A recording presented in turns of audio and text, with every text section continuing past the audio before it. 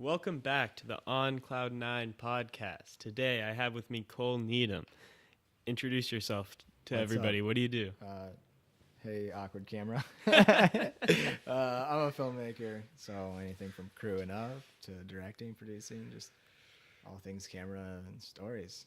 Dope. Where are you from originally? From central Iowa, Awesome. a town called Melbourne, 800 people. So super small. Yeah. When did you leave your hometown? Did you go to high school there? I went to high school. So it's so small that there's 7 small towns that go to one town for school, and I still graduated with 50 students. So you can imagine that, yeah. But Yeah. I grew up in a town, Melbourne. Went to school at State Center. I went to high school there. Yeah, it was the place for a lot of my life. Crazy. So you're a director, filmmaker, doing all that sort of stuff. When did you start doing that? When did you know you wanted to do that? Yeah, so like I'm a director, and I tell people I'm a director. I direct my personal stuff and like some paid stuff, but then like I still crew up, so I gotta pay my bills if I'm doing like the bachelor stuff. But I like raced motocross growing up, and then I was like starting to film stuff, and I'm like, it's kind of fun. Like just I'm at the motocross track, and so I just Right. had like a little handy cam, like.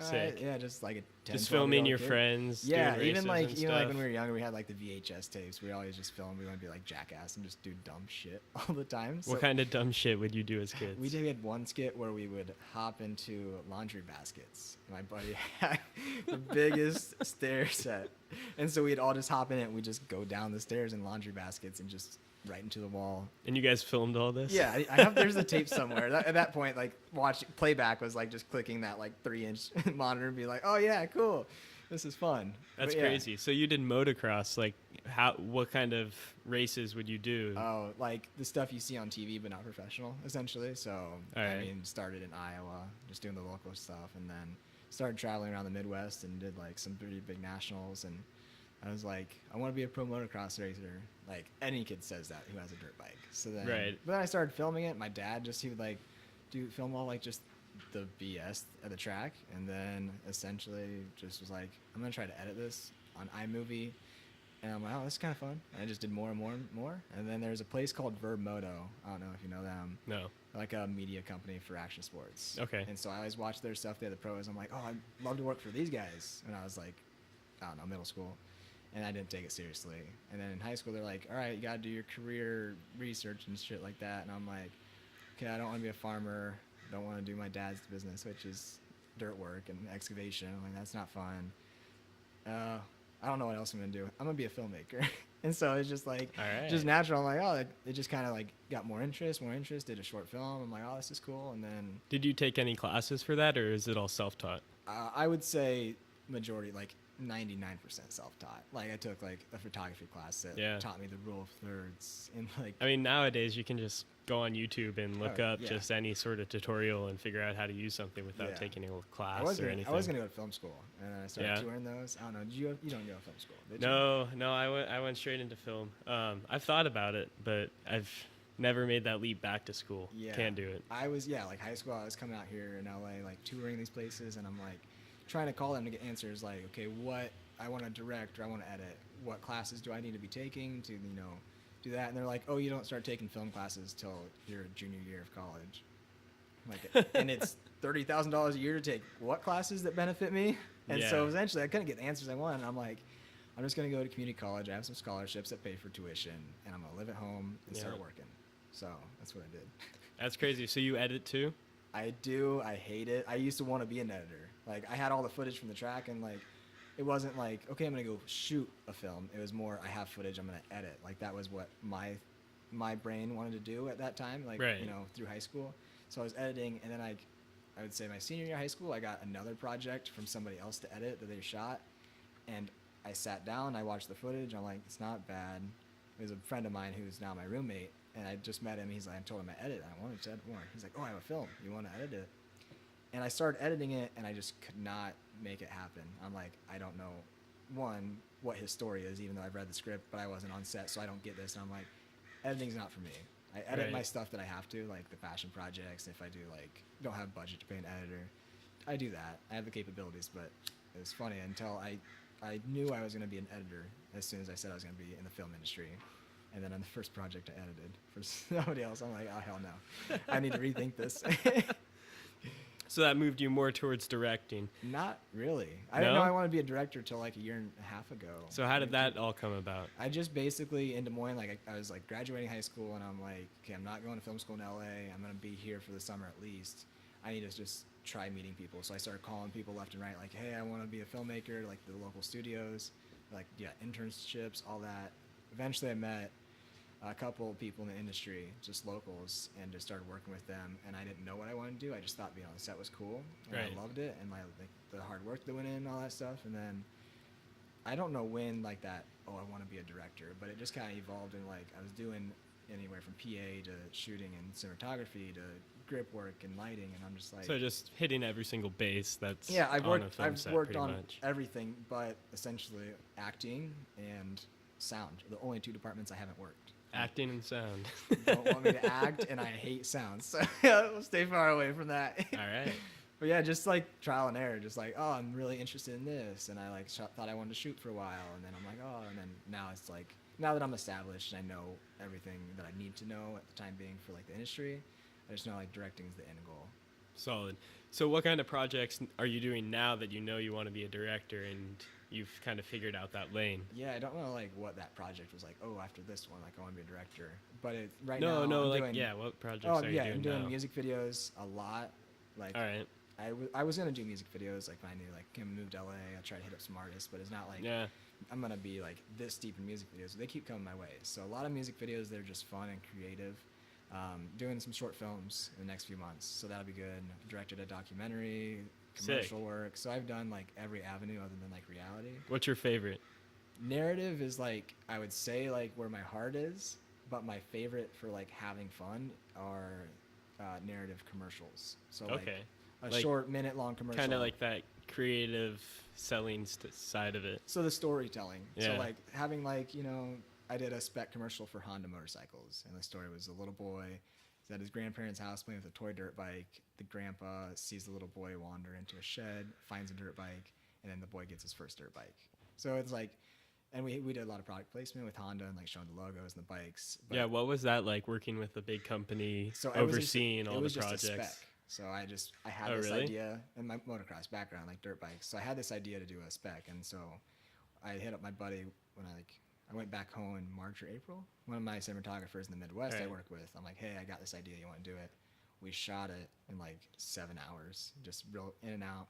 Shot it, and then I just had that project to pitch for other projects, and then somebody saw like behind the scenes on Facebook, and they had a project with BMW motorcycles. And so they DM me and they're like, hey, what do you do? Like, well, I'm a filmmaker, and here's my website, blah, blah, blah. And then after that Honda one was just to pretty much build my portfolio, I landed one with BMW. That's sick. So that was crazy. It was really cool. So you were working with all the people from BMW. So yeah, it wasn't like I was working with like the executives or anything. I had Dan Riley, is a guy named, he was hired by BMW to do a custom build of one of their new production bikes. Okay. So he reached out to me, and BMW like said, okay, this is kind of what we're thinking, sent treatments and stuff like that. So it wasn't directly like working with the huge marketing team, but it's still they were involved, and it was cool. It was a low budget one because it was like a custom build, and it was more highlighting what he did, not selling Right. their brand new production bike. But it was still really cool, like to have somebody like that release your work. And stuff. Yeah. Getting your name out there, Yeah. always important. Yeah, and well, and they tagged me on Instagram, but they put 2 E's, and so it wasn't in the right tag. So I go to the credits. Everybody was like, "Hey, We congrats!" will make sure to tag yes, you get my correctly. tag right. If you don't, I'm gonna freak out. Nuts. So when did you move to LA? What brought you out here? I knew I wanted to move to LA as soon as I was like I'm a filmmaker. But I like people like, oh, Georgia's cool. Like you can go some other places. But I'm like, I know LA is LA. Like it's the Right. place. So I was wanting to move for school. Then that didn't happen. Then I was wanting to move for like the year I graduated high school still. I'm like, I'm still gonna go out there, and met some people that wanted to move, and just kept postponing. And eventually we're like, okay, we got on a show that was like couple multi-million-dollar show in Iowa. It was a TV show, so a bunch of us worked on it, And we're like, after working on something at that scale compared to the What show is that? Would we know what that is? Play by Play. It's on Go 90. Play by Play. Go 90 is not a thing anymore. So Go Ooh. 90 Purgatory. There's 2 seasons that you might see. I don't know. But it was a good. I mean, it's a fun show. Great crew. And Right. and then after that, I'm like, okay, it's time. So did that fall of 2017. Moved out here February 2018. Great. How's that been since? It's been wild. Yeah. Like worked maybe 3-4 days. Like the first 2-3 months I was here, which was not great. Been there. Yeah, it was just like calling all these people I know and like all these connections I have saying, hey, I'm in LA, like meeting for coffee. And it was like, luckily I had the money saved. So like I knew it was going to be like that. And then after I like started getting like a few things under my belt and meeting a few people, all of a sudden it just took off once summer hit. Yeah, And you just got to keep doing it. If you don't stop, then something's going to come along. Exactly, yeah. I tallied up how many productions I worked on. It was 55 different productions this year. Like, damn, granted, that's a some lot. of them were like day playing Congratulations. things like that. And it was But like, still. but yeah, it's crazy. That's like, a lot of projects. to the fact, yeah, and I directed 12 things. Like, after, like, it's crazy to think about all these different projects, and it's only been a year. So, but I've been super grateful. A lot of good people. Moving forward. So where do you live now? What part of LA are you in? Glendale. On Yeah. the worst street ever. Worst street ever. Why?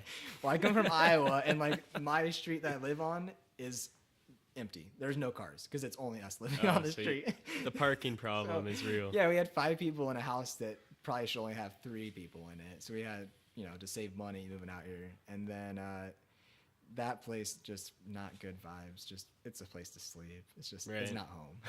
Yeah, I just recently moved out of a place like that. Came here, it's much better. Oh yeah, we just signed on a place this morning, and it's like got a whole office space and like right out into a pool in a backyard. And so we're stoked to finally get what we want, not what we have to do. That's great. How many roommates do you have? It was 5. 2 of them moved back to Iowa. And then the 3 that were left, we got a place with another guy who's a music producer and then one of the roommate's girlfriend. Great. So 5 of us. That's awesome. Yeah. So you live with a bunch of creative people and you're all sort of like working together, supporting each other and stuff. Exactly, yeah. My roommate, he's a writer-actor. And so pretty much anything I'd have that's like my ideas, if I write it, he at least reviews it. But a lot of stuff we're like co-writing. Okay. And so it's great. Like, obviously, I need a script to direct. Right. So it's having perfect. that collaborative effort is so key. Yeah, and we're on the same wavelength, like when we're on like thought process and developing. So that's cool. And then the other one's a producer and assistant director. So when I have something that I need an AD for, I'm directing, like I just have to say, hey, what are you doing tomorrow? Or, whatever. Right. And then the music producer is from France. I met him randomly through text. And somebody's like, hey, he needs a photo taken for this camp. And I'm like, okay, cool. I'm not a photographer, but I have a camera. Right. So met him, and then the guy's girlfriend, she wants to do music, so it'd be cool for her to have somebody music related in the house. Right. Yeah. That's awesome. Do you have any crazy stories from coming out here? Lots. I wouldn't say crazy like, I don't know, like I got jumped on the side of the street crazy, like the LA type stuff, but just like the way. If you had to pull one out, what would be entertaining? Oh man, there's a lot of stuff. Just the way, you got like something. I do. Yeah. So like it's just like for me, like the crazy part is like the way my paths have crossed with people. Like I met this person and they know this person who also all the time. And then that's just, LA. It's like a network of people. And coming from Iowa, it's like. I mean, I know everybody in the town by the first name, and I don't like randomly run into people that know me and stuff like that. So here, it's like that's the cool part is be like, I've only been here 10 months, and like, it's like the 2-degree rule in LA instead of like the 9-degree rule of knowing people. Yeah. So, but no, it's like I look at things like that a lot. Like I'm like, damn, I know this person from one other person. Yeah. And that's just crazy. And that other person, they're homie, and we're homies, and we just never heard it. Like, yeah. But so I guess like I tell a lot of people back home, like people are like, how is it? And like, what do you do? And I'm like, well, it's a struggle. I have to talk to people in order to get paid. Like networking is like how I get hired. So long story short, an elementary school teacher of mine's nephew I met in Iowa, and then he knew a guy named Mars Daniels that lived out here that I've seen. He was like on Instagram, and Mars is an artist. So I hit my buddy John Daters up. I was like, hey, I know you know this guy just moved to LA, blah, blah, blah. We got his number. So I hit Mars up. We grabbed coffee, and he had a place that he lived at called the Koi House. Shout out Koi House Collective. Shout out the Koi House The Collective. homies. So We'll tag it somewhere down here. Yeah, Koi House Collective. Look them up. It's the spot. So I started hanging out at the place called the Koi House, and everybody there is an artist. That's and great. So I did a music video for Matt Easton. I don't know if you know, he's Live Life was like a Yeah. big song back in the day. So Matt, and then we started hanging out with those guys, and they have parties, and so I'd go there and meet people. Mars put me in contact with Dean Woodson, who is now going to be my roommate. And he's like, Cole, meet Dean. Dean needs photos this day, blah, blah, blah. And so I'm like, okay. My girlfriend was in town. And I'm like, I don't want to go do this. Like, I just want to chill. But it was free, and I'm like, screw it. I'm going to do it. Right. A week later, Dean was sitting at the pool with a guy named Shay Jacobs, who's an artist from London. And Shay's like, oh, I'm stressed out. I don't have a director here, blah, blah, blah. And Dean's like, oh, hey, I just met Cole last week. Got on the phone with Shay. That's how it works. And then now, like, I've done Shay's last videos since I got that call. Like, we've worked on every video together. And then I just did a video Wednesday from some people Shay introduced me to. And it's just crazy. Like, because my elementary school teacher, I am now working with X and X and X through, like, 10 different people of me. Right. So it's just crazy how everything ties together, That's sick. What kind of upcoming projects do you have? I got one What called can you shout Not out? Supposed To. Not supposed Not to? supposed to. I don't know when this video is coming out, but in the podcast, but Not Supposed to. Shay Jacobs.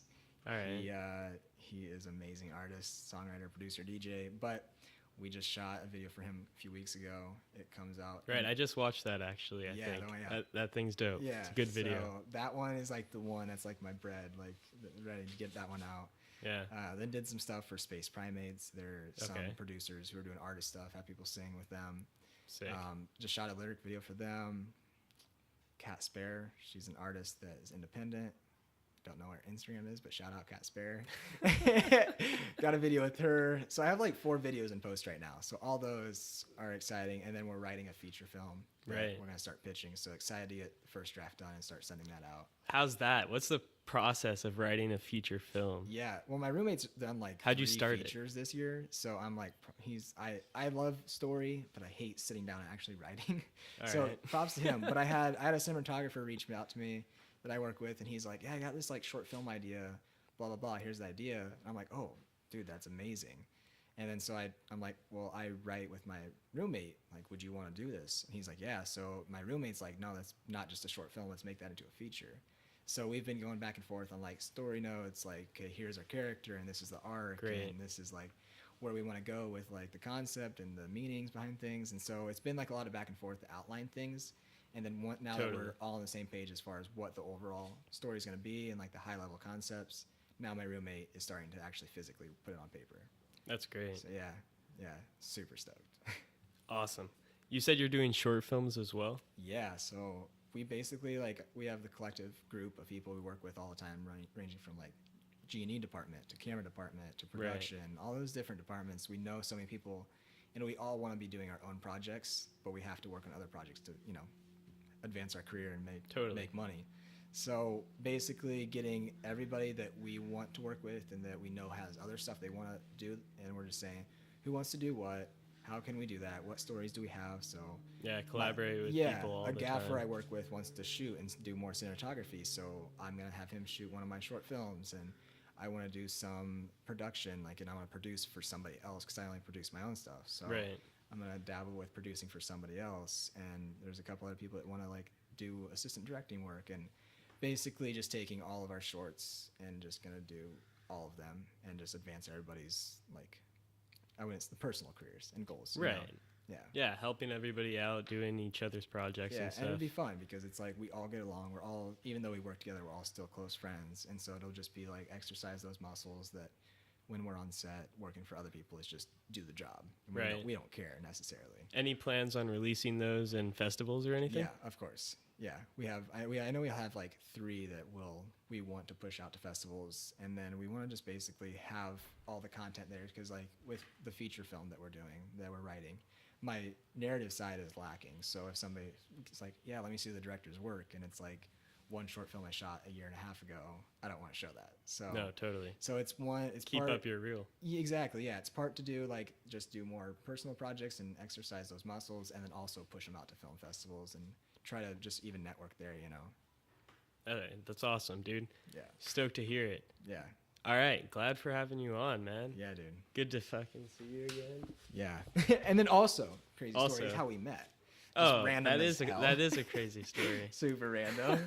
But yeah, like that's LA, and that's what I love. Yeah, we'll save that for another time. Okay, yeah. Dope. Yeah, we'll save that, but that is a crazy story. Super random. It That's always everything. happens like that. That's just life, man. Yeah. I mean, we're here now doing the podcast. Yeah, and it's It cold. all happens. Why is LA this cold? I moved to LA for the sun, and I'm wearing a sweater, and I'm still cold. Yeah, it could be better right now. Where's the sun, LA? Right. We're at the beach right now. My heat's on in my house. Why the hell is that happening? Ah, shit. Well, good to have you on. Yeah. This is Cole Needham, everybody. Thanks for watching. Check him out on all his social media. And good for having you. For sure. Stay back. Get on Cloud 9. Yes.